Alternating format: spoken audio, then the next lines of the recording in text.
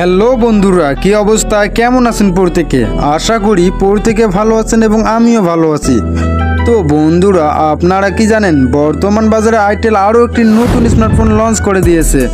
আর এই স্মার্টফোনে থাকতেছে বেশ কিছু ফিচার। তো চলুন কথা বলা যাক আজকের এই স্মার্টফোনটি নিয়ে। তো বন্ধুরা, আইটেল কোম্পানির এই স্মার্টফোনটির নামে থাকতেছে আইটেল P15 প্লাস।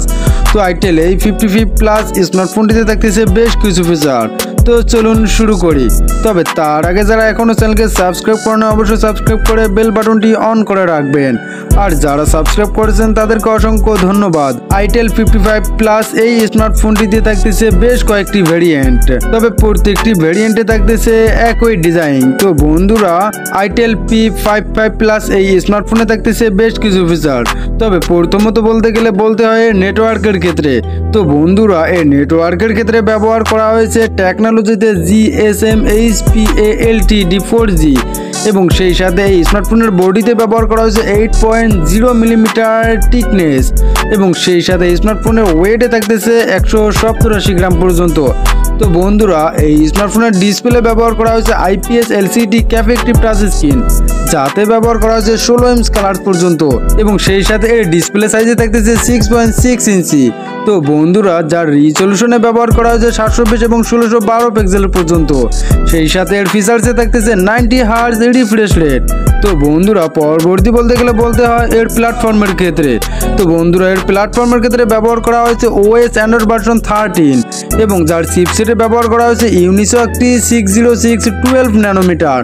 তো বন্ধুরা, যার CPU ব্যবহার করা হয়েছে অক্টা কোর 2.1 GHz এবং সেই সাথে এর GPU ব্যবহার করা হয়েছে মেল G57MP1। তো বন্ধুরা, পরবর্তী বলতে গেলে বলতে হয় এর মেমোরির ক্ষেত্রে, যার মেমোরির ক্ষেত্রে ব্যবহার করা হচ্ছে মাইক্রো SD XC এবং সেই সাথে এই স্মার্টফোনটিতে ব্যবহার করা হয়েছে ইন্টারনাল স্টোরেজের ক্ষেত্রে 128 এবং 256 জিবির ভেরিয়েন্ট এবং সেই সাথে এর র্যামের ভেরিয়েন্টের ক্ষেত্রে ব্যবহার করা হয়েছে 4 এবং 8 জিবি পর্যন্ত। তো বন্ধুরা, যার ক্যামেরার ক্ষেত্রে থাকতেছে মেইন ক্যামেরায় 50 মেগাপিক্সেল এবং সেই সাথে থাকতেছে 0.08 মেগাপিক্সেল।